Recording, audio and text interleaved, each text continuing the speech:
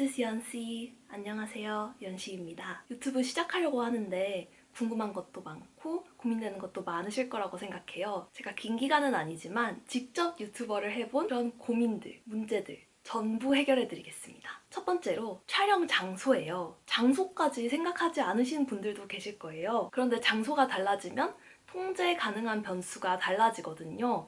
예를 들어서 밖에 나가면 소음도 통제할 수 없고 조명도 통제할 수 없고 영상이 흔들리기도 하겠죠? 그렇기 때문에 저는 쉬운 환경에서부터 어려운 환경까지 차근차근 가시길 추천해요. 예를 들면 이렇게 실내에 앉아서 촬영하는 게 가장 간편하겠죠? 그 다음에는 실내에서 돌아다니면서 브이로그를 촬영하실 수도 있고, 야외에 나가서 카페에 앉아있는 장면 같은 경우엔 영상이 흔들리지는 않아도 소음이 생기기 때문에 변수가 하나 느는 거겠죠? 그러고 나서 가장 난이도가 있는 것이 야외에서 돌아다니면서 촬영하는 것이 아닐까 생각합니다. 이처럼 통제 가능한 변수가 많은 실내 환경에서부터 차근차근 밖으로 나가면서 역동적인 영상도 찍어보시길 추천할게요. 가장 통제 가능한 환경이 바로 집이죠. 언제든지 빌릴 수 있고 돈도 따로 안 들고 조명도 제가 원하는 만큼 켤 수가 있잖아요. 그런데 여기서 문제가 있을 거예요. 내 집 인테리어가 마음에 들지 않는 분들 계실 거란 말이죠. 저 같은 경우에도 눈치채신 분들이 계실 수도 있지만 벽지 색깔이 하늘색에서 회색으로 바뀌었습니다. 이렇게 한 데는 이유가 있는데요.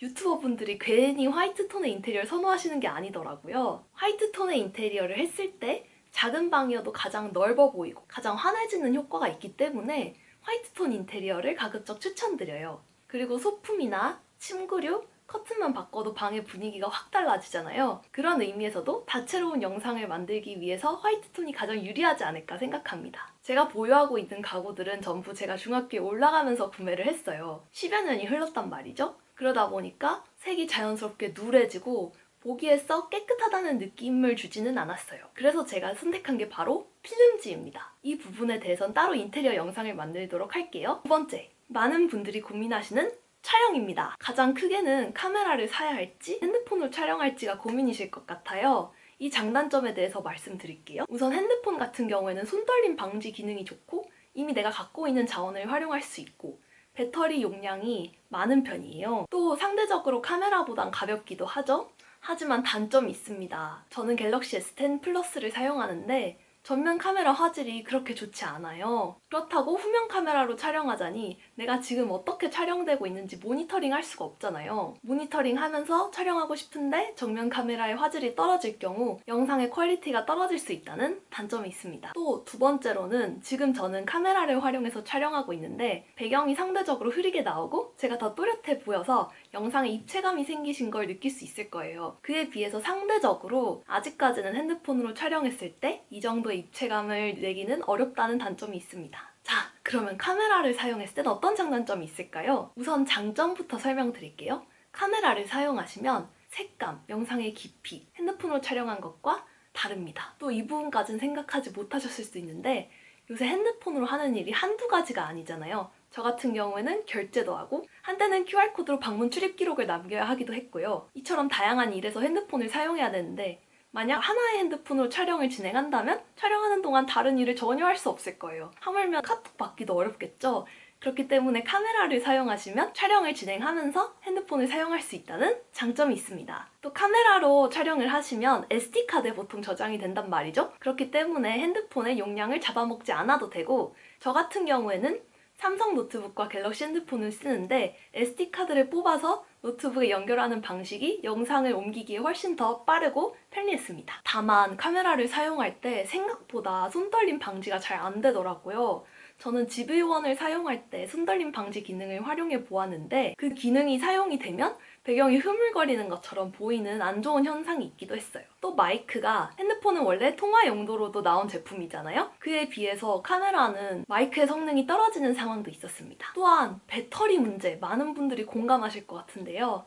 제가 사용하는 GV1의 경우 촬영을 했을 때 최대 1시간 정도 촬영이 가능했고 온도가 올라가기 때문에 촬영 가능한 온도를 가장 높게 설정했음에도 불구하고 한 번에 촬영 가능한 시간이 한 20분 정도였어요. 그러니까 1시간 동안 배터리 간다고 해도 3번, 4번에 나눠서 촬영하게 되는 거죠. 이러한 부분에서는 오히려 핸드폰이 배터리가 나을 때도 있겠다라는 생각이 들었습니다. 다음으로 세 번째, 편집입니다. 크게 어플리케이션, 컴퓨터 소프트웨어로 나눌 수 있을 것 같아요. 어플리케이션의 경우 무료인 것도 많고 유료라고 해도 가격이 그렇게 비싸지가 않다는 장점이 있습니다. 또한 톡광 같은 것이 기본적으로 앱 내에 내장돼 있기도 하고요. 비타나 캡컷처럼 어플리케이션 안에서 다양한 템플릿을 활용하실 수도 있어요. 그리고 처음 편집을 접하는 입장에서는 쉽고 직관적이라는 느낌을 받으실 수도 있습니다. 하지만 핸드폰으로 편집을 하다 보니까 핸드폰 용량이 원본 용량 더하기 내보내기로 내보낸 영상의 용량 정도의 넉넉한 용량이 필요했고요. 두 번째로는 핸드폰 배터리가 팍팍 닳겠죠. 촬영도 하고 편집도 하다 보면은 계속 충전을 해야 되는 현상이 발생합니다. 또 세 번째로 디테일하게 한 픽셀씩 편집하기에는 손가락도 아프고 목도 아프고 힘들었어요. 화면이 아무래도 작다 보니까 이런 점에서도 어려움이 있었고 차라리 태블릿을 활용하는 게 어플리케이션으로 편집하는 분들께 더 베스트지 않을까 생각합니다. 그렇다면 소프트웨어는 어떨까요? 저 같은 경우에는 프리미어 프로로 편집을 진행하고 있어요. 프리미어 프로를 사용했을 때 가장 체감되는 큰 장점은요. 바로 자동 자막 기능이에요. 이거는 브루라는 국내에서 개발된 소프트웨어에서도 지원을 하고 있는데요. 핸드폰으로 자막을 치는 건 더 이상 상상이 안 될 정도로 아주 편리한 기능입니다. 또 한 픽셀씩 보면서 편집하기에도 컴퓨터의 키보드, 마우스를 사용할 때 조금 더 편리하게 느껴졌습니다. 다만 무시할 수 없는 구독료를 매월 5만 원 정도씩 내야 한다는 단점이 있겠네요. 또 소프트웨어의 단점이 하나 더 있는데요. 저는 같은 영상을 핸드폰 어플리케이션으로 편집할 때보다 컴퓨터에서 소프트웨어를 활용해서 편집할 때 훨씬 컴퓨터가 버거워하는 게 느껴졌어요. 핸드폰에서 어플리케이션으로 편집할 땐 핸드폰이 받아들일 수 있는 정도였다면 같은 영상을 가지고 컴퓨터 소프트웨어로 편집을 하자니 컴퓨터가 거의 멈춰서 응답 없음 상태가 되는 현상이 발생했습니다. 이처럼 소프트웨어를 사용하시려면 컴퓨터가 따라줘야 합니다. 그렇다면 노트북, 어떤 거를 사야 할까요? 많은 분들이 입을 모아서 맥북 이라고 외쳐주셨습니다. 사용을 해보신 분들은 맥북 에어 13인치라고 하더라도 웬만한 인텔에 비해서 M1 칩의 성능이 우수하기 때문에 업무의 효율이 올라간다, 만족스럽다라고 말씀을 해주셨고요. 큰 모니터와 함께 사용하면 더욱 편리하게 편집을 할 수 있겠죠? 저 같은 경우에는 5년 정도 쓴 삼성 올웨이즈 9 노트북으로 편집을 하고 있는데요. 보통 10분 정도의 영상이면 원본이 30분, 20분 정도의 최종본 영상이면 원본이 1시간 가까이 돼요. 10분짜리 최종본의 영상을 만들려고 해도 컴퓨터가 슬슬 버벅거리기 시작했고요. 최종본 20분짜리 영상을 만들 때는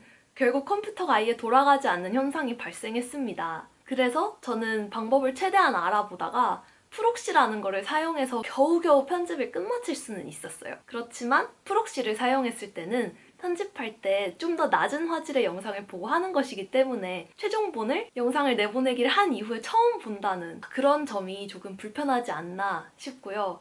프록시를 사용했음에도 불구하고 컷 편집을 많이 하고 자막을 많이 더할수록 컴퓨터가 확연히 느려지는 것을 느꼈습니다. 그래서 저도 여유가 되면 맥북부터 사고 싶네요. 컴퓨터가 느린 거는 비단 답답한 느낌이 드는 정도가 아닙니다. 컴퓨터의 처리 시간이 길어질수록 제 대기 시간도 길어지고 컴퓨터의 출력 시간이 길어질수록 그 시간 동안 뭐를 하지도 어디를 가지도 못하게 애매하게 시간이 붕 뜨더라고요. 결과적으로 일의 효율이 아주 낮아지는 현상을 경험하면서 감수하면서 버티고 있습니다. 그렇기 때문에 노트북만큼은 가능한 가장 높은 사양의 맥북을 사시는 게 좋을 거라고 말씀드릴게요. 구매 가능한 가장 좋은 성능의 맥북을 사시는 게 일의 효율도 높이고 심리적, 신체적 건강도 지킬 수 있는 방법이 아닐까 생각합니다. 자, 오늘 이렇게 촬영 장소, 촬영, 편집, 그리고 노트북에 대해서 얘기를 해보았는데요.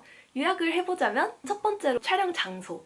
쉬운 실내에서부터 야외로 나가자. 처음엔 정적인 장면을 촬영하고 자신감이 붙으면서 동적인 장면을 촬영하자. 두 번째, 내가 어떤 영상을 촬영할 것인지에 따라서 핸드폰이 유리할 수도 카메라가 유리할 수도 있다. 야외에서 돌아다니면서 촬영할 것이라면 핸드폰을, 색감이나 영상의 입체감을 더 중시한다면 카메라를 추천한다. 세 번째, 영상 편집은 우선 앱을 둘러보자. 비타, 캡컷같이 템플릿이 많이 준비된 어플리케이션도 무료로 이용할 수 있다. 하지만 자막을 달 거라면 자동 자막 기능을 사용할 수 있는 컴퓨터 소프트웨어인 브루, 프리미어 프로를 사용해보자. 마지막으로 네 번째, 컴퓨터는 맥, 소프트웨어를 사용할 거라면은 맥, 나도 사고 싶다. 오늘 영상은 여기까지입니다. So this is all for today. Thank you for watching. See you next time. Bye!